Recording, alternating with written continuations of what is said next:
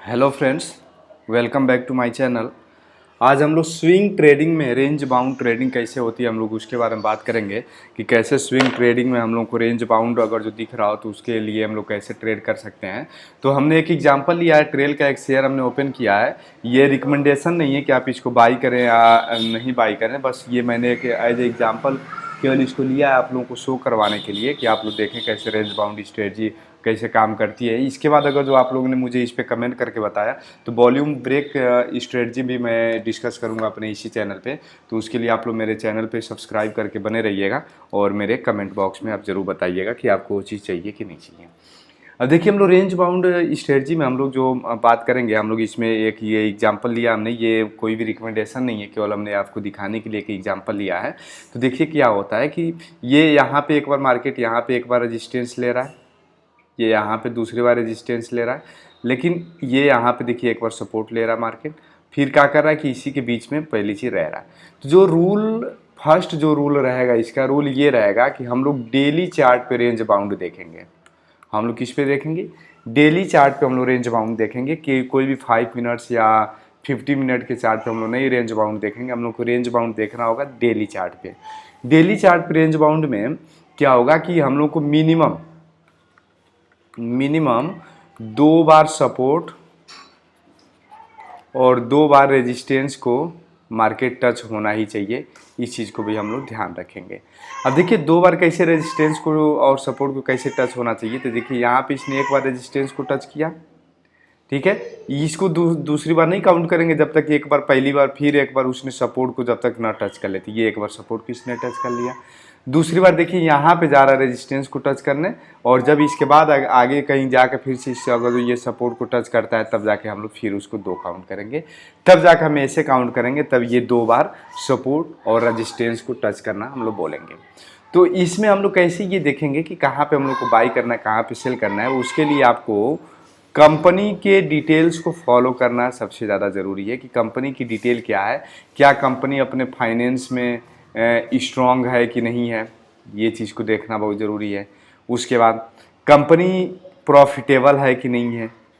उसके बाद कंपनी की होल्डिंग्स क्या क्या है, कंपनी की क्या क्या कितने लोग उसमें होल्ड कर रहे हैं, क्या इसके प्रोमोटर्स की होल्डिंग है, क्या इसमें एफआईडीआईज की होल्डिंग्स है, क्या कंपनी के ओनर के पास अपने पर्सनल के शेयर बचे हैं कि नहीं बचे हैं।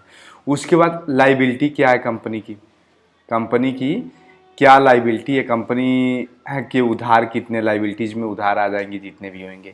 उसके बाद कंपनी के पास एसेट्स क्या क्या पड़े हुए हैं, एसेट्स जो कंपनी के पास रिजर्व कितना है, एसेट कितना है, कंपनी क्या उस एसेट इतने हैं कि अपनी लाइबिलिटी को चुका सकती है कि नहीं, ये सब भी ध्यान देने की बहुत ज़रूरत है।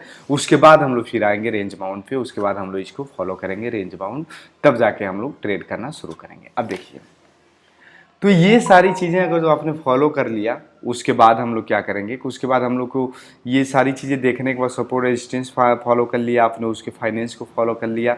उसके बाद अब देखिए मार्केट यहाँ पे अपने एक, मैं इसको एग्जांपल के ही तौर पे ले रहा हूँ कि अभी इसने 2 बार तो टच नहीं किया, लेकिन फिर भी मैंने एक रेंज बाउंड बनाया इसमें, तो एक एग्जांपल के तौर पे लेता हूँ कि ये जब अपने आया कहाँ पे, एक सपोर्ट जोन पे आया इसने, तो यहाँ पे मुझे बाई करना है कि नहीं, ये हम लोग को एट अ टाइम डिसाइड करना होगा। कैसे?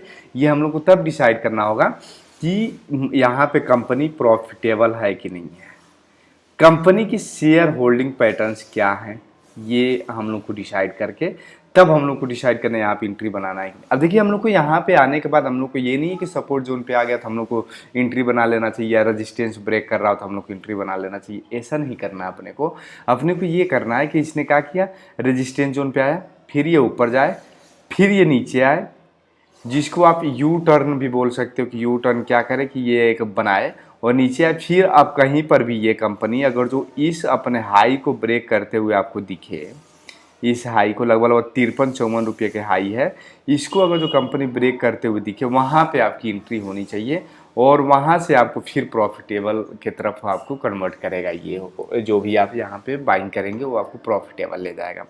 तो हमने क्या बताया, पहली चीज़ तो कंपनी में 2 बार सपोर्ट रेजिस्टेंस होना चाहिए। उसके बाद हमने ये बताया आपको कि उसके फाइनेंशियल क्या कैसे कैसे प्रॉफिटेबल है, कंपनी की पी रेशियो क्या है, कंपनी के शेयर होल्डिंग पैटर्न्स क्या है, कंपनी अपने पास खुद के होल्डिंग्स क्या रखी हुई है, इसको हमें ध्यान देना है।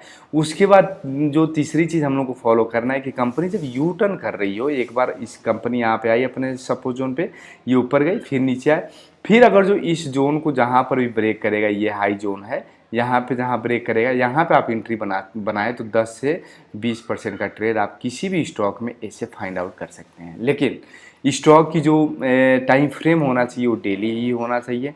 5 मिनट्स के टाइम फ्रेम पे हम लोग केवल वॉल्यूम जज कर सकते हैं, फिर और 15 मिनट के टाइम पे वॉल्यूम जज कर सकते हैं। लेकिन 5 मिनट के टाइम फ्रेम पे ही हम लोग को फाइंड आउट होगा कि ये स्टॉक आगे जाएगा कि नहीं जाएगा।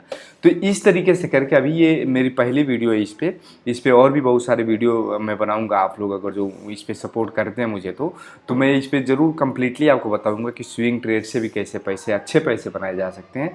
ये ज़रूरी नहीं है कि केवल ऑप्शन बाइंग या ऑप्शन सेलिंग से ही पैसे बनाए। स्विंग ट्रेड से सेफली, पहली चीज़ तो ये जाना है कि ये 100% यहाँ पे ये सेफ होता है, यहाँ से पैसे बनाना 100% सेफ होता है। इसमें पैसे बनाने में कोई रिस्क नहीं होता है कि आपको पैसे लॉस होने के बहुत ज़्यादा कम चांसेस होते हैं अगर जो आप 2-3 चीज़ों को अच्छे से फॉलो करते हैं। जैसे मैंने बताया, कंपनी की फाइनेंस को कई अगर जो आप फॉलो करते हैं, कंपनी की उधारी कितनी है, डेप्ट में कंपनी है कि नहीं, इसको अगर जो फॉलो करते हैं, कंपनी की लाइबिलिटी क्या है, इसको फॉलो करते हैं, कंपनी के पास एसेट्स क्या है, रिजर्व क्या है, इसको फॉलो करते हैं। फिर उसके बाद रेंज बाउंड को ब्रेक कर रही हो कंपनी या अपने सपोर्ट जोन पे आई, यहाँ पे इसके फाइनेंस क्या है, और फिर अपने यू टर्न को जब ब्रेक कर रही हो यहाँ पे अगर जो बाई करते हैं, तो ये सारी चीज़ें अगर जो फॉलो करके आप किसी भी कंपनी में ये ट्रेड लेते हैं, अगर जो ये 4-5 चीज़ें फॉलो करके, तो डेफिनेटली आपको 10 से 12% का, वैसे 20% तक का आप आराम से ट्रेड इसमें पा सकते हैं और बहुत अच्छा आपको स्विंग ट्रेड में भी प्रॉफिट हो सकता है। ये ज़रूरी नहीं है कि केवल आपको प्रॉफिट ऑप्शन ट्रेडिंग करेंगे तभी होगा। आप अगर जो स्विंग ट्रेड में भी अच्छा प्रॉफिट बनाना चाहते हैं तो ऐसे आप बना सकते हैं।